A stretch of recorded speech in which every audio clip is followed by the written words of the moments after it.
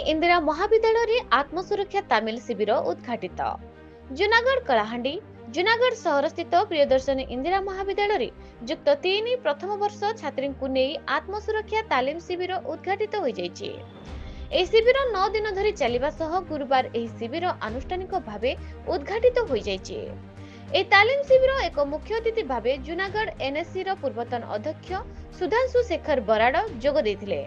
सम्मानित अतिथि भावे police SI Smita राणी माझी एवं अन्यतम अतिथि भावे जूनागढ़ मीडिया क्लब रो सभापति आदित्य प्रसाद महांती, कॉलेज रो भारप्राप्त अध्यक्षा सागरिका दास, ओडिया अध्यापक विश्वरंजन बेहेरा, पीईटी समीर रंजन साहू, आत्मसुरक्षा तामिल प्रशिक्षण रो संयोजिका अमिता मेहर प्रमुख जोगदे थिले।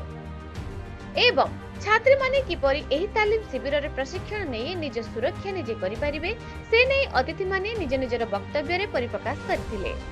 एही आत्मसुरक्षा तालीम शिविर रे प्रशिक्षक भाबे जलीपरा भई एवं शिवानी भाटी छात्री को प्रशिक्षण देथिले। एही कार्यक्रम को कॉलेज रो ओडिया अध्यापक विश्वरंजन बेहेरा परिचालना करथिबा बेले पीईटी समीर साहू धन्यवाद अर्पण करथिले। एथिरे कॉलेज रो विकास बेहेरा, जितेंद्र नायक, आलोक साहू, त्रिभुवन बेमाल, राजव कुमारी बेमाल प्रमुख उपस्थित रही कार्यक्रम को सक्रिय सहयोग करथिले। Kalahandi Pradeep Kumar Dongria report news Odisha TV.